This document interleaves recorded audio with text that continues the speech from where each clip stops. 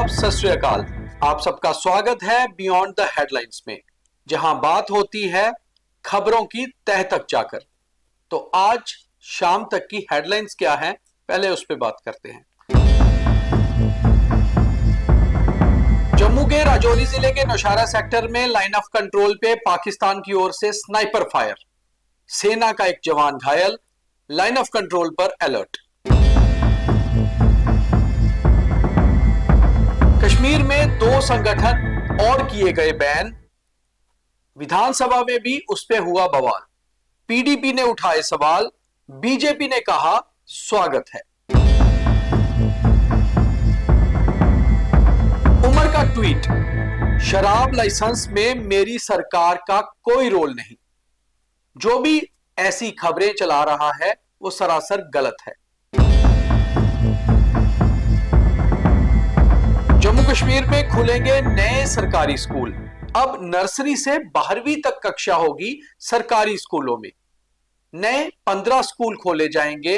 रामगढ़ के विधायक देवेंद्र मन्याल ने उठाया था सवाल, सरकार ने दी मंजूरी। जेकेएसएसबी की फीस में नहीं होगी कोई भी कटौती।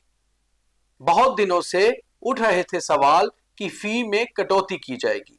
सरकार ने कहा फीस उतनी ही रहेगी। और अब खबरें विस्तार से।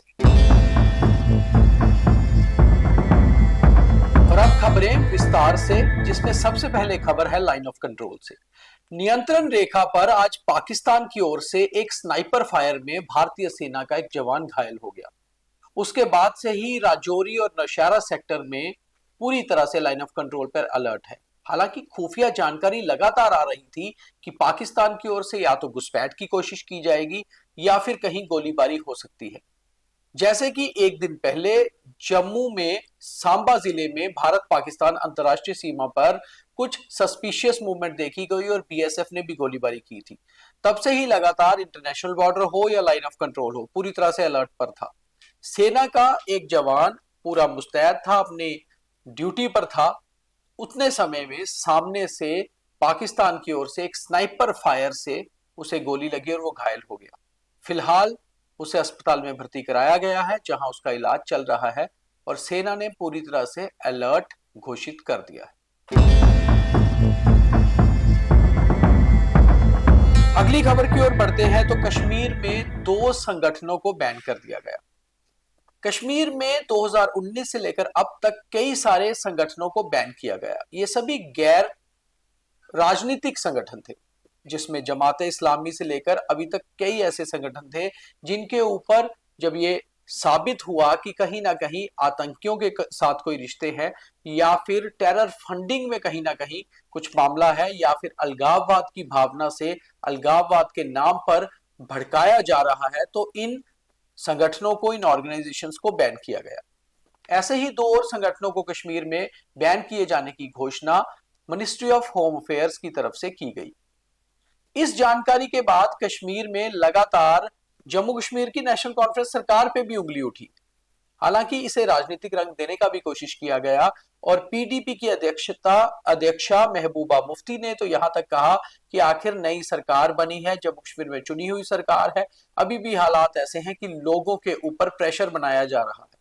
मगर बात प्रेशर की नहीं है, बात यह है कि जम्मू कश्मीर में अगर किसी के भी ऊपर यूएपीए एक्ट लगा होगा, यानी कि आतंकी या एंटी नेशनल किसी ना किसी चीज में वो शामिल होंगे, तो उनके ऊपर एक्शन तो होगा ही।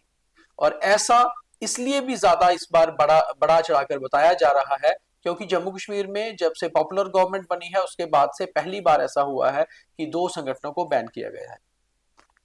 चीफ मिनिस्टर उमर अब्दुल्ला आज कश्मीर में थे, इसलिए असेंबली के अंदर उनका कोई भी बयान इस बात पे नहीं आया। मगर पीडीपी के एमएलए वाहिद परा ने ये सवाल उठाया असेंबली के अंदर और उसके बाद उसके जवाब में leader of opposition Sunil Sharma ने बाहर आकर कहा कि बीजेपी इसका स्वागत करती है और आगे भी अगर कुछ लोग आतंक में शामिल होंगे या आतंकियों के साथ रिश्ते होंगे तो एक्शन जरूर होगा और होना भी चाहिए। इसी से तो जम्मू कश्मीर में शांति स्थापित होगी।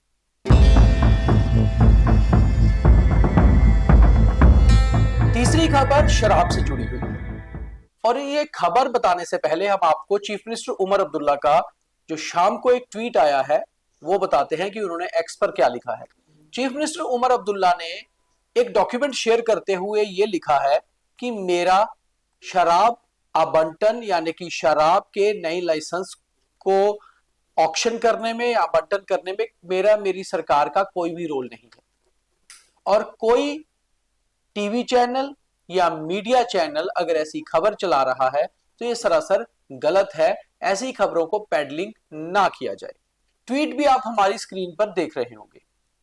मगर बड़ी बात यह है कि उमर अब्दुल्ला को आखिर ये क्यों लिखना पड़ा, क्योंकि हमारे पास ये भी एक खबर आई और कुछ और शायद मीडिया हाउसेस के पास भी आई होगी कि नॉर्मली होता क्या है, लोग कई बार एक खबर को बढ़ा चढ़ाकर और अलग तरीके से पेश करते हैं और फिर ना पॉलिटिशियन समझ पाते हैं, ना ब्यूरोक्रेट्स और ना जनता कि आप कहना क्या चाहते हैं। खबर यह है कि जम्मू कश्मीर में जिस तरह से अब लिकर पॉलिसी बदली हुई है और लाइसेंस हर साल रिन्यू होते हैं मार्च में, ऐसे में जो एक्साइज डिपार्टमेंट है उसके कुछ सोर्सेज से खबर निकली कि 84 लाइसेंसेस को रिन्यू कर दिया गया है, जबकि 31 मार्च से पहले 34 और लाइसेंसेस रिन्यू होंगे। और उमर अब्दुल्ला ने जो डॉक्यूमेंट शेयर किया है उसमें भी वो ये कह रहे हैं कि करीबन 300 से ज्यादा लाइसेंसेस जम्मू कश्मीर में वाइन शॉप्स के या वाइन वेंडर्स के हैं।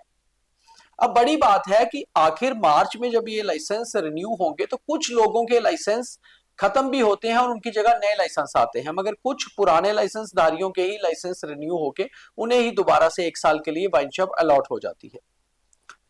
हमने ये खबर दोपहर में चलाई थी और हमने ये खबर इसी हिसाब से चलाई थी, मगर शायद कुछ मीडिया चैनल्स ने ये खबर इस तरह से चला दी हो कि नए लाइसेंस दिए जा रहे हैं, जबकि नए लाइसेंस कहीं भी नहीं दिए जा रहे और ना ही दिए जा सकते हैं।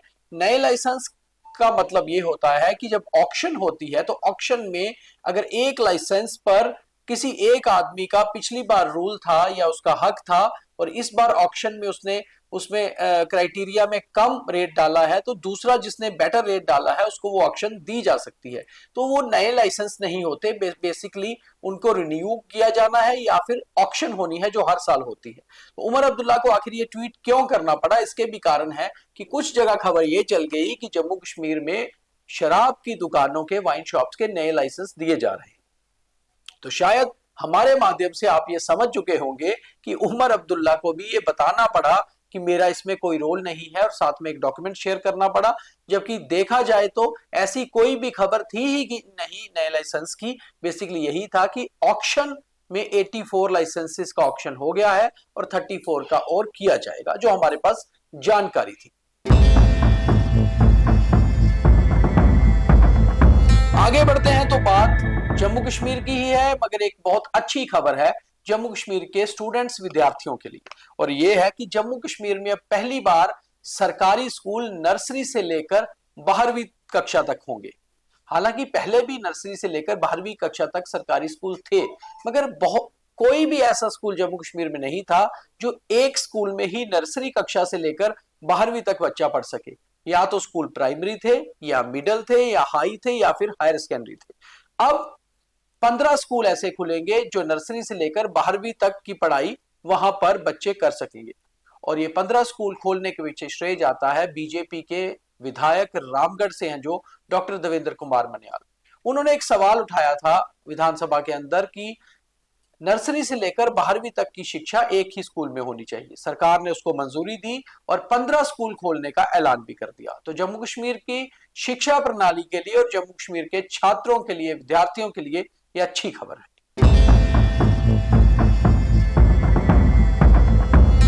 आगे बढ़ते हैं तो एक और खबर है जो युवाओं को शायद थोड़ा निराश करेगी। वो ये है कि खबर ये भी आ रही थी कि शायद Jammu Kashmir service selection board JKSSB अपनी फी में कटौती करे। वो फीस जब कुछ युवा फॉर्म भरते हैं सरकारी नौकरी पाने के लिए, आवेदन भरते हैं और उसमें उनको कोई फीस देनी पड़ती है, तो एक सवाल उठ रहे थे कि JKSSB फी में कटौती करे, मगर JKSSB ने साफ कर दिया है। विधानसभा के अंदर ही सरकार का एक विधायक के सवाल पर जवाब आया है कि फिलहाल JKSSB फीस में कटौती नहीं कर रही और जिन आवेदनों की जितनी भी फी है उतनी ही देनी पड़ेगी। तो चलिए, कई बार कुछ अच्छी खबरें होती हैं और कुछ निराश भी करती हैं, मगर युवाओं को हिम्मत नहीं हारनी चाहिए। और अब थॉट ऑफ द डे।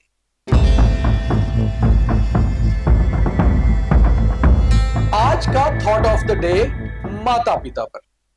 माता पिता आपके हो या किसी के भी, वो हमेशा से ही रेस्पेक्टफुल होते हैं, मगर बड़ी बात यह है कि हमें अपने माँ बाप की सेवा उसी तरह करनी चाहिए जैसे हमें शिक्षा मिली होती है। अन्यथा होता तो यह है कि शिक्षा में तो हमें यह बताया जाता है कि माता पिता भगवान का स्वरूप है, मगर उस भगवान को मानने में कहीं हम गलती कर बैठते हैं और फिर पूरी उम्र उस गलती को भुगतना पड़ता है। इसलिए आप अपने माँ बाप के पास बैठिए, उनका ख्याल रखिए, क्योंकि माता पिता को आपसे कुछ नहीं चाहिए, केवल आप ही उनसे जितना चाहे वो ले सकते हैं और उसी से जीवन में आप आगे बढ़ सकते हैं। तो आज के बियॉन्ड द हेडलाइन में इतना ही।